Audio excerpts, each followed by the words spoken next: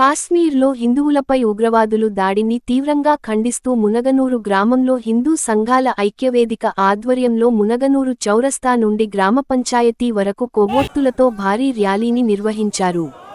ఈ కార్యక్రమంలో తుర్కా angel BJP municipality అధ్యక్షులు ఎలిమినేటి నరసింహారెడ్డి, రాష్ట్ర నాయకులు బోసుపల్లి ప్రతాప్, బచ్చగల్ల రమేష్, పురుషోత్తం, హయత్నగర్ కార్పొరేటర్ నవ జీవన్ రెడ్డి, రైతు సేవ సహకార bank vice chairman Ram Reddy, BJP senior leaders Thulla Narasimha Goud, Baladev Reddy, Ravinder, Ranadheer, Gnaneshwar, Nagaraju, Naveen Reddy, Mallik Bhai, Mallesh, Ravi, Jagan, Thakur, Lakshmanachari తదితరులు పాల్గొన్నారు. కాశ్మీర్లో ఉగ్రవాదులు కేవలం హిందువులని సెలెక్ట్ చేసుకుంటా హిందువులని తెలుసుకొని మరి వాళ్ళని కల్మా చదవమంటూ లేకుంటే వాళ్ళ బట్టలిప్పి వాళ్ళని చెక్ చేసి మరీ హిందువులని అతి కిరాతకంగా చంపింది ఏదైతుందో దానికి దేశం అంతా తీవ్రంగా ఖండిస్తుంది.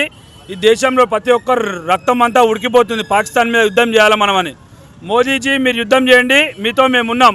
హిందువులంతా ఈ సందర్భంగా దేశంలో ఉన్న హిందువులంతా ఐక్యం కావాలని మేమందరం కోరుకుంటున్నాము. ఒకవైపు కులాలుగా హిందువులని విభజిస్తున్నారు. ఈ విభజన మనని విభజిస్తున్నారు కానీ అక్కడ మనని ఇవన్నీ చూస్తలేరు. మనం హిందువా కాదా అని చూసి మనని కాల్చి చంపుతున్నారు. మనం అందరం ఏకంగా ఉండాలి. హిందువుల ఐక్యత వర్ధిల్లాలి. హిందువులు ఏకంగా ఉంటే మనం వాళ్ళని తట్టుకోవడం పెద్ద పని కాదు. మోదీజీ ఆల్రెడీ మనము నిన్న చూసినాము. Already Indus valley water treaty cancel చేసారు. 65 ఏళ్ల క్రితం ఏ అవగాహన లేకుండా నెహ్రూ గారు ఏదైతే వాటర్ ట్రీటీ పెట్టిరో ఆ వాటర్ ట్రీటీ ఇమ్మీడియట్గా మోదీ గారు క్యాన్సిల్ చేసుకోవడం జరిగింది. అలాగే పాకిస్తాన్ వాళ్ళు ఎవరైతే దేశంలో ఉన్నారో వాళ్ళని ఇమ్మీడియట్గా వెనకకు పంపించడం జరిగింది. ఇట్లా చాలా చర్యలు ఆల్రెడీ మోడీ గవర్నమెంట్ స్టార్ట్ చేసింది. రాబోయే రోజుల్లో ఈ ఉగ్రవాదాన్ని ప్రేరేపించే ఎవరిని కూడా ఇడిచిపెట్టేది లేదని మోదీ గారు చెప్పారు. ఇవాళ కూడా బీహార్ సభలో ఖచ్చితంగా దీనికి వీళ్ళందరికీ న్యాయం జరుగుతుంది. ఆ ఉగ్రవాదులను వెంటాడి చంపాలని మేము అందరం కోరుకుంటున్నాం. ఈ అవకాశం ఇచ్చిన మునగనూరు శాఖకు ధన్యవాదాలు తెలుపుతున్నాం. భారత్ మాతా కీ జై. భారత్ మాతా కీ. ఇస్లామిక్ గుండాల్లారా, కాశ్మీర్లో అమరులైన అమరులారా, కాశ్మీర్లో ఉగ్రవాద చేతుల్లో అమరులైన అమరులారా, ఈరోజు నిన్న 2 రోజుల క్రితం కాశ్మీర్లో పర్యాటకులపైన ఉగ్రవాదులు దాడి చేసి 27 మందిని పొట్టబెట్టుకు మొన్న కాశ్మీర్లో జరిగినటువంటి సంఘటన చాలా దురదృష్టకరం, చాలా బాధాకరం. ఎందుకంటే మన గత 10 సంవత్సరాలు 11 సంవత్సరాల నుంచి నరేంద్ర మోడీ గారు దేశ ప్రధాని అయినప్పటి నుంచి మన దేశం ప్రశాంతంగా ఉన్నది. దాన్ని ఓర్వలేక పాకిస్తాన్ వాళ్ళు ఏదో ఒకటి సృష్టించాలి, ఏదో ఒకటి చేయాలని చెప్పి ఉద్దేశం దురుద్దేశంతో మన కాశ్మీర్ ఉన్న నరేంద్ర మోడీ గారు ఆర్టికల్ 370 ద్వారా కాశ్మీర్లో మనం అందరం ప్రశాంతంగా నివసించవచ్చు అని తెలియజేయడం జరిగింది. అందులో భాగంగా మన ఒక పర్యాటక ప్రాంతంగా మన కాశ్మీర్ ఒక ఇండియా స్విట్జర్లాండ్ గా పేరు గాంచినది. అది అందరము యాత్రికులందరూ ప్రశాంతంగా విహారయాత్రకు పోతే వాళ్ళు ఉగ్రవాదులు అది ఓర్వలేక మన యాత్రికుల మీద దాడి చేయడం జరిగింది, కాల్చి చంపడం జరిగింది. అది చాలా బాధాకరం. అదే అందులో ఒక భాగంగా ఉగ్రవాదులు ఈ యొక్క హిందువుల్ని టార్గెట్ చేసి ఎవరైతే మీరు హిందువుల ఉండి అన్ని తెలియజేసుకొని చంపడం చాలా బాధాకరం. ఇప్పటికైనా పాకిస్తాన్ కుక్కలారా మీకు రాబోయే రోజుల్లో గడ్డు కాలము. ఇప్పటికే నరేంద్ర మోడీ గారు మీ మీద గురి పెట్టిండు. మీరు ఎన్నో ఏ రకంగా మీరు ఇప్పటికే ఈ సింధు నది కానీ మీకు ఈ విషయాలు కానీ అవన్నీ రద్దు చేసి ఇంకా పెద్ద యాక్షన్ చేయబోతున్నారు మీ మీద. ఇంకా చాలా రాబోయే రోజుల్లో కష్టకరం. ఇప్పటికైనా ఖబర్దార్ ముస్లింస్ వాదనలు. ఇప్పటికైనా మన అందరు దేశ ప్రజలు అందరూ ఏకదాటి మీదకి వచ్చి ఈ రోజు ప్రతి గ్రామాన హిందూ బంధువులు అందరూ వచ్చి ఈ కొవ్వొత్తి ర్యాలీ నిర్వహిస్తున్నందుకు, చనిపోయిన వారికి అందరికీ ప్రగాఢ సానుభూతిగా ఈ కొవ్వొత్తి ర్యాలీ నిర్వహిస్తున్నందుకు ప్రతి ఒక్క హిందూ బంధువులందరికీ ధన్యవాదాలు తెలియజేస్తూ, మనకు వీళ్ళు ఇప్పుడు ఎవరైతే చనిపోయారో వాళ్ళందరికీ శాంతి కలగాలని, వాళ్ళ కుటుంబ సభ్యులకు అందరికీ మన దేశం తోడుంటుందని చెప్పి తెలియజేస్తూ, ఇప్పటికైనా ఉగ్రవాదులారా ఖబర్దార్ మళ్ళా హిందూ జోలికి వస్తే మాత్రం ఊరుకునే ప్రసక్తి లేదని తెలియజేస్తూ ఈ కార్యక్రమం నిర్వహించేంత పెద్ద ఎత్తున నిర్వహించినందుకు ఈ గ్రామ శాఖ కమిటీ సభ్యులకు అందరికీ పేరు నమస్కారం. 3 రోజుల బ్యాక్ కాశ్మీర్లోని మినీ స్విట్జర్లాండ్గా పిలువబడే ప్రాంతంలో పాకిస్తాన్ ఉగ్రవాదులు, ఇస్లామిక్ ఉగ్రవాదులు మన హిందూ సోదరులపై దాడిని తీవ్రంగా ఖండించడం జరుగుతుంది.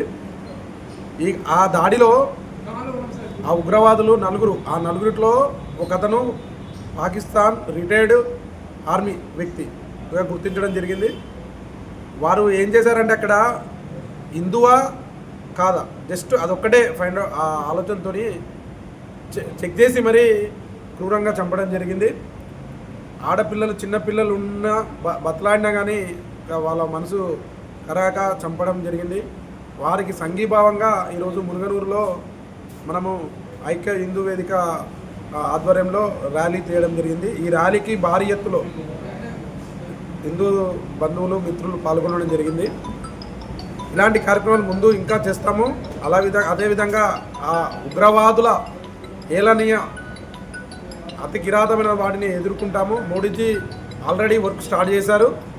అందులో భాగంగానే పంచతంత్ర అనే ఒక 5 నియమాలతో సింధు జలాలు కానివ్వండి, పాకిస్తాన్ వాళ్ళ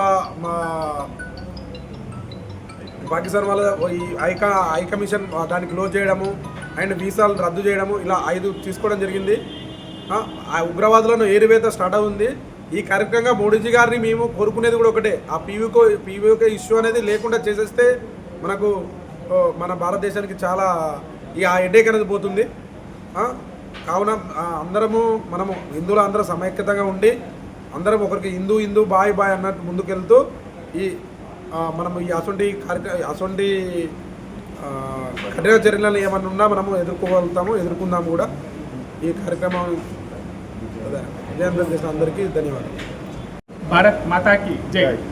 గత కొన్ని రోజులుగా దేశమంతటా ఒకటి వార్తలు చాలామందికి సర్క్యులేట్ కావడం జరుగుతుంది. అది ఏంటి అంటే కాశ్మీర్లో జరిగినటువంటి ఉగ్రవాదుల దాడి.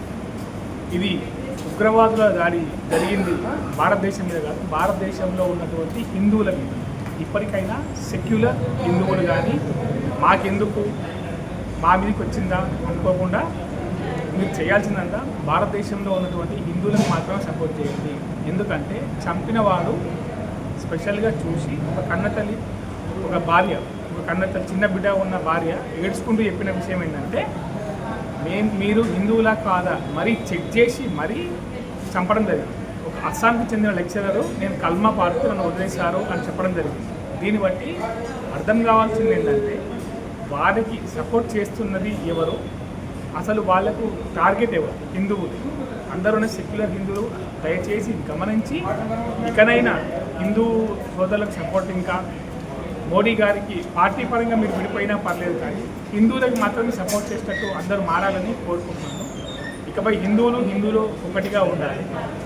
అందరూ ఏమంటారంటే బీజేపీ రావడం వల్లనే హిందూ ముస్లిం చేస్తుంది అని. అఫ్కోర్స్ ఆర్టికల్ 370 రద్దు చేయడం వల్ల కాశ్మీర్లో ఉగ్రవాదం తగ్గుతుంది. మేము మళ్ళీ ఉన్నామని ఉనికి చాటుకోనికనే వాళ్ళు ఇలాంటి దాడులకు పాల్పడడం జరుగుతుంది. ఆర్టికల్ 370 ఒకటి, వక్ఫ్ బోర్డు ఒకటి, సింధు జలాలు. ఇంతవరకు పాకిస్తాన్ మన మీద యుద్ధం చేసినప్పుడల్లా సింధు నది మూయించలేదు, పేద ప్రజలకు అక్కడ ఇబ్బంది పడతారన్నారు. కాకపోతే మన వాళ్ళు కూడా చనిపోయిన వాళ్ళు కూడా ఒక సామాన్య పౌరులు. వాళ్ళు ఎటువంటి రాజకీయాలు కానీ లేదా ఎటువంటి దేశ విద్రోహతలు కానీ పాల్పడిన వాళ్ళు కాదు.